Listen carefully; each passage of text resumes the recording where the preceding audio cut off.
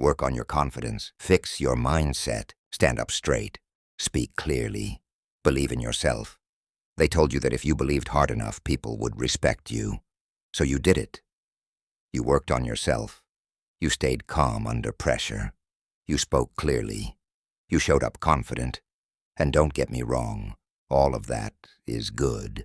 All of that matters. None of it is wrong. But here is the part nobody warns you about. You can do all of that and still be ignored. You can be confident and still be dismissed. You can walk into a room centered and composed and still be treated like you do not matter.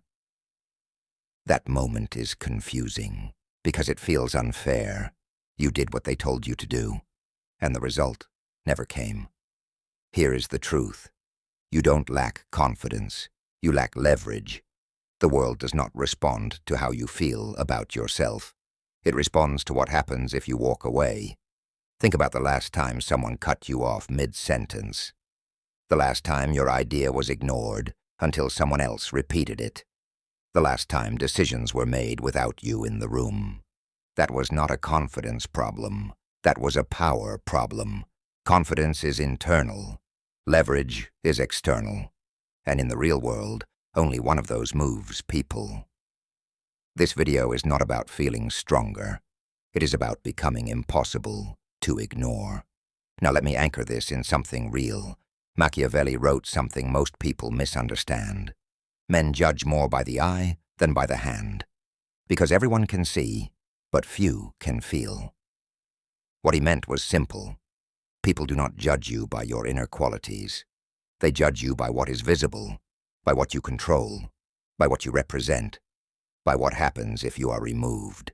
That is leverage, and this is where most men get stuck. They work endlessly on confidence, but never on position. They become emotionally regulated, but structurally powerless. They feel strong on the inside, but the world has no reason to treat them that way. Let me say this clearly. Confidence without leverage is invisible.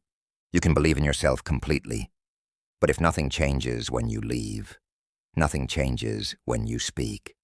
The world does not reward belief. It rewards position. Now let's define leverage in simple terms. Leverage is anything that makes you costly to ignore, costly to lose, difficult to replace. Leverage can be skills that are rare, access that others do not have, information that changes outcomes, options that allow you to walk away, a reputation that precedes you, control over resources or outcomes. Leverage creates gravity. Confidence alone does not. This is why you see men who look unsure but command respect, and men who look confident but get sidelined. It is not about personality. It is about structure. Here is a simple example. Imagine two men in a meeting. Both speak clearly. Both are calm. Both are confident. One of them controls a process that the company depends on. The other does not. When they disagree, whose voice carries weight? Not the more confident one, the one with leverage. And this is the lie most people never confront. Respect is not given to those who believe in themselves. It is given to those who create consequences. If your presence does not change outcomes, your confidence becomes background noise. This is not cruelty. This is reality. In nature, animals do not respond to intention. They respond to strength, position, and threat potential. Humans are no different. We just dress it up with language. Now here is where this gets uncomfortable. Most men are not ignored because they are weak. They are ignored because they are dependent. They need approval. They need validation, they need permission, and need kills leverage. When you cannot leave, when you cannot say no, when you cannot withhold participation, you are structurally beneath others, no matter how confident you feel. This is why confidence advice often fails. It focuses on how you show up, not on what you control. It teaches expression, not leverage, and the world responds accordingly. So before we go any further, you need to understand this. This video is not for everyone. If you are looking for affirmation, this is not it. If you want to feel good without changing position, this is not it. This is for men who want to understand how power actually works. In work, in social environments, in negotiations, in life. In the next part, we are going to break this down. We will expose why confidence without leverage actually backfires, why it can make you look naive instead of strong, and how the world quietly tests you to see if you are safe to ignore. Because once you see leverage clearly, you will never confuse confidence with power again. Now that you understand the difference, let's go deeper. Because here is the part nobody talks about. Confidence without leverage does not just fail. It often works against you. When you show confidence without having anything that backs it up, people do not see strength. They see misalignment.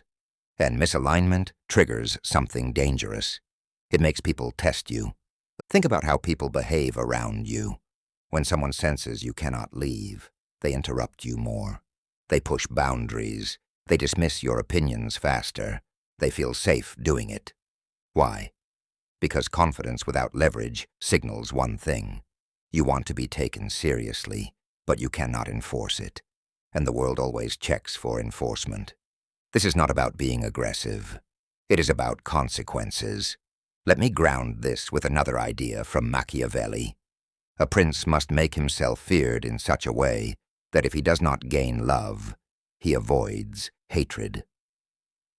People love to quote the fear part, but they miss the structure behind it. Fear is not emotional. Fear is predictive. Fear means people understand what happens if they cross you. That does not require violence. It requires leverage. Here is how this shows up in modern life. You speak confidently in meetings. You present ideas clearly. But nothing changes. People still talk over you, still ignore your input, still make decisions without looping you in. So you compensate. You speak more. You explain more. You justify more. And every time you do that, your leverage drops. Because explanation signals dependence. The more you explain yourself, the more you reveal you need approval. Leverage does the opposite. Leverage allows silence. When someone with leverage speaks less, people listen more. Why? Because silence from a powerful position creates uncertainty, and uncertainty creates attention. This is why powerful people rarely argue. They let structure do the talking. Now let's expose a hard truth. Most men try to win respect with performance. They talk better. They dress better. They posture better. But performance is fragile. The moment results are questioned, performance collapses. Leverage does not. Leverage is baked into the system. When you have leverage, people adjust themselves around you, not the other way around. Let me give you a clean example. 2 employees. One is confident, competent, liked by everyone. The other controls a key client relationship. When conflict arises, who gets protected? Not the nicer one, the one with leverage. This is not unfair. This is functional. Systems preserve what they depend on. That is the rule. And here is where men get trapped. They confuse being liked with being needed. Being liked gives you comfort. Being needed gives you power. Confidence chases comfort. Leverage creates necessity, and necessity reshapes behavior around you. This is why leverage changes how people look at you. They stop interrupting you. They stop testing you. They stop treating you casually. Not because you asked, but because the cost of doing so increased. Now let's talk about why leverage feels uncomfortable to pursue. Because leverage often means not explaining yourself, not seeking validation, not overgiving, not trying to be liked. It means restraint, and restraint looks cold to people who live off approval. This is where most men fail. They would rather feel good than be effective. They would rather be seen as confident than become necessary. And the world responds accordingly. Now let me say something important. Leverage is not manipulation. It is alignment. It means your internal confidence matches your external position. When those two align, your presence stabilizes. When they do not, you get tension. People sense that tension immediately. That is why confident but powerless men feel irritating to others, not because they are wrong, but because they are misaligned. The body feels it. Humans are deeply sensitive to hierarchy.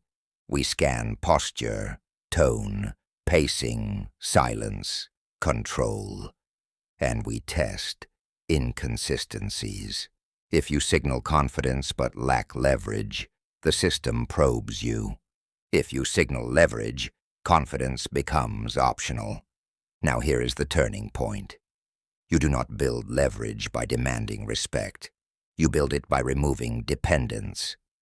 Dependence is the enemy of power. The more you need a specific outcome, the less leverage you have. The more you can walk away, the more power you hold. This is why optionality is lethal. Optionality means you do not need this deal, this approval, this group, this validation. And when people sense that, they adjust. Not consciously, biologically. This is primal psychology. Now in the next part, we are going to get practical. We will break down where leverage actually comes from, how men unknowingly destroy it, and how to build it without becoming performative or fake. Because once you stop chasing confidence and start building leverage, the world changes how it treats you. Not because you asked it to, but because it has to. How leverage is built and why most men never get it. Now we get to the part that actually changes your life. Because once you understand leverage, you realize why most men never get it. They look for leverage in the wrong places. They think leverage comes from dominance, from being loud, from asserting themselves harder. That is not leverage. That is compensation. Real leverage is quiet. It does not announce itself. It does not explain itself. It does not argue. It simply exists. And because it exists, people feel it. Here's the first truth you must accept. Leverage is created by scarcity. If what you bring can be easily replaced, you will be treated as replaceable. No matter how confident you are. This applies everywhere. Work, social circles, relationships, negotiations. People do not respond to confidence. They respond to cost. What does it cost them if you leave? That is the only question that matters. Now let's break down where leverage actually comes from. First, control over something other people need. This can be a skill, information, access, timing, a relationship. Notice something important. None of these are emotional. They are structural. You cannot manifest leverage by thinking harder. You build it by positioning yourself differently. This is why mindset content eventually fails. Mindset without position creates frustration. You feel stronger internally, but nothing changes externally. And when nothing changes externally, confidence collapses. Leverage prevents that collapse. Second, optionality. Optionality means you are not trapped. You do not need this room, this job, this approval. The moment people sense you have options, their behavior shifts. They listen more carefully. They interrupt less. They negotiate differently. Why? Because leverage removes desperation. And desperation is visible. You can hear it in tone, see it in posture, feel it in pacing. People are biologically wired to avoid desperate individuals, not because they are bad, but because desperation signals weakness in the system. Leverage signals stability. Third, self-containment. This is the one nobody talks about. A man with leverage does not emotionally leak. He does not overshare. He does not justify. He does not explain himself to feel understood, because he does not need agreement to move forward. This creates gravity. People lean toward what is contained. This is why powerful men often feel calm, slow, deliberate, not because they are trying to look confident, but because nothing is pulling them out of center. Now here is the part that stings. Most men destroy their leverage before it ever forms. How? By seeking validation too early. They reveal plans before results. They explain intentions before outcomes. They seek approval instead of building position. This is why Machiavelli warned that power must be secured before it is displayed, because exposure without structure invites attack. If you talk about what you are going to do, you invite opinions. If you invite opinions, you invite resistance. Leverage grows best in silence. Now let's connect this back to you. Think about the areas where you feel ignored. It is not because people are cruel. It is because the cost of ignoring you is low. That is not a moral judgment. It is a structural one, and structures can be changed. Not overnight, but deliberately. Stop asking how to be more confident. Start asking where you are dependent. What approval do you need? What outcome do you fear losing? What situation traps you? Every dependency drains leverage. Every option restores it. This is why the most powerful shift you can make is internal restraint paired with external positioning. You speak less. You move slower. You choose your words carefully. Not because you are scared, but because you are no longer chasing. Chasing is the behavior of the powerless. Leverage allows stillness. Now let's close the loop. At the beginning, I told you something uncomfortable. You don't lack confidence. You lack leverage. Now you know what that means. Confidence without leverage is fragile. Leverage without confidence still commands respect. When both align, you become immovable. People stop testing you, stop dismissing you, stop ignoring you, not because you demanded respect, but because ignoring you became costly. This is not about being feared. It is about being accounted for. And once the world accounts for you, everything changes. You are no longer reacting. You are no longer over-explaining. You are no longer trying to prove anything. You are positioned. That is real power, and that is why confidence alone was never enough.